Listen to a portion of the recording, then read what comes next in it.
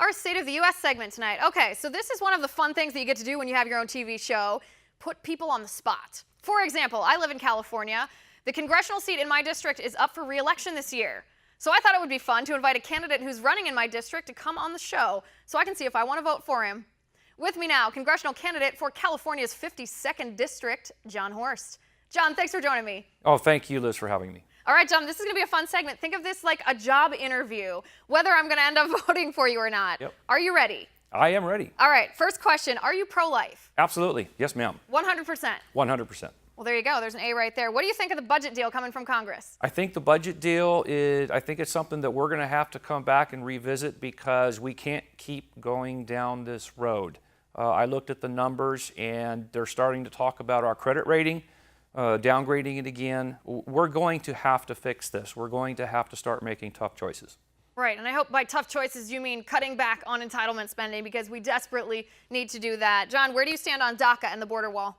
Oh, the border wall, I'm 100% in support of the border wall. I grew up down in Chula Vista, and I was the paper boy before the sun came up, and I would practice my Spanish as the coyotes would smuggle the illegal immigrants through my neighborhood.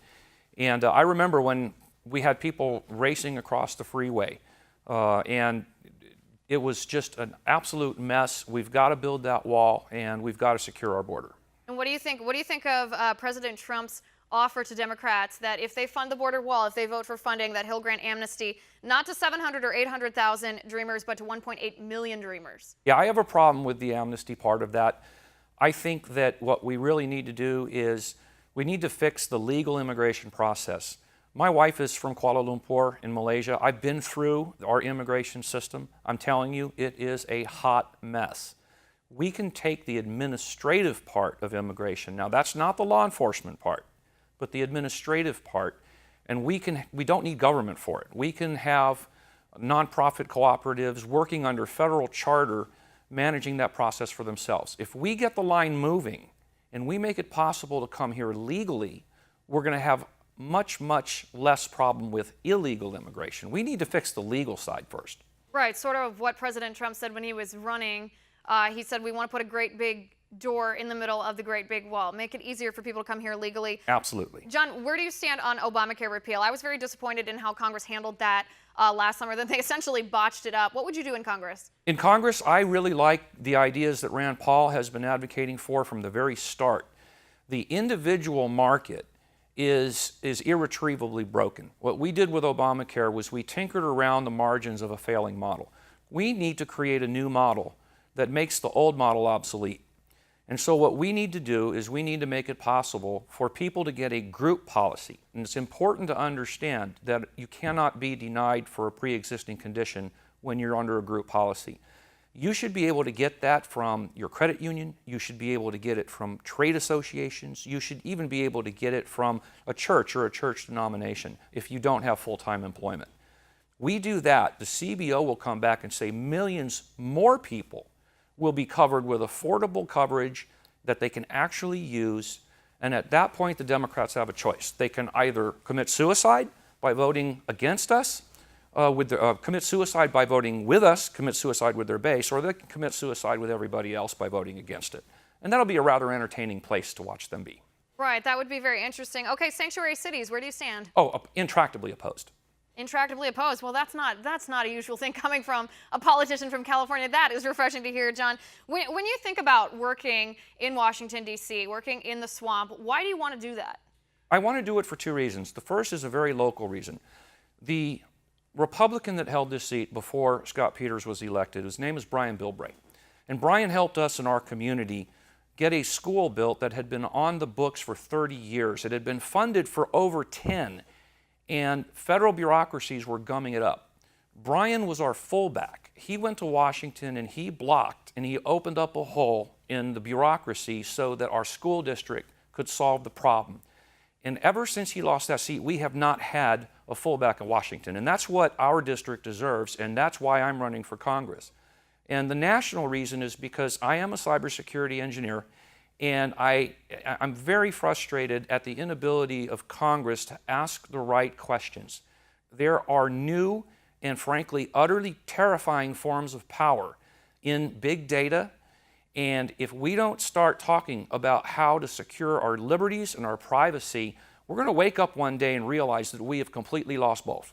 Right. Well, talk to me about that a little bit. I think that might be a topic that seems it seems intangible to some people because it's not a threat that faces us like terrorism. It's not a fear that faces us like a bomb or a material enemy. But the risk of cyber attack is very high.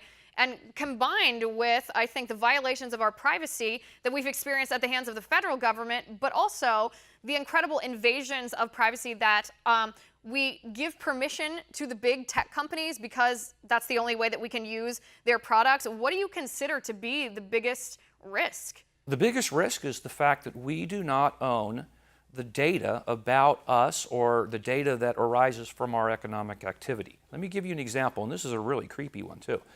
You can take a cheek swab, put it in a vial, and you can send it to one of a couple different companies that advertise online, and they'll send you back that report that shows you what your genetic makeup is, your background, where you came from. They sell that data, Liz. They take that and sell it to medical researchers. Now, one of them says that they sell it without information about your name and address. But here's the problem. If those companies go bankrupt, the most valuable asset that will be sold in the bankruptcy court will be that data. And it will be sold with no controls, no protection, no nothing. And we're talking your genomic sequence here. We're talking the very essence of who you are. Yeah, that is really creepy. It's actually creepier because I got that. I got one of those kits for one of my family members for Christmas because I thought it would be fun. John, we're almost out of time, less than 1 minute, but I got to get to a couple more things. Second Amendment. Second Amendment, pro, absolutely strongly pro. I'm very strongly in favor of concealed carry reciprocity, which is something that's in the House right now, and I'm really looking forward to getting in there and voting with the Republicans on that. Right, and we really, really need some reform there in San Diego County, and free speech and freedom of religion. Free speech and freedom of religion. I'm going to go author a bill, and it's going to have to do with student-led prayer in school. Now, we're talking about initiatives that are led by students. In my bill, if there is a case that comes before the federal court will be required to answer one question and one question only. Was the initiative more likely than not student-led? If the answer is yes, the jurisdiction of the federal court ends right there. The state courts will be able to manage it however they choose, but the federal court just simply needs to say, if this is a student-led initiative, the federal courts have no jurisdiction. All right, John. Well, it sounds like you know your own mind and you know these issues, something I really appreciate in a congressional candidate. I also appreciate that you were willing to come here and answer all of my questions. Thank you for being here. Thank you for having me. www.johnhorstforcongress.com.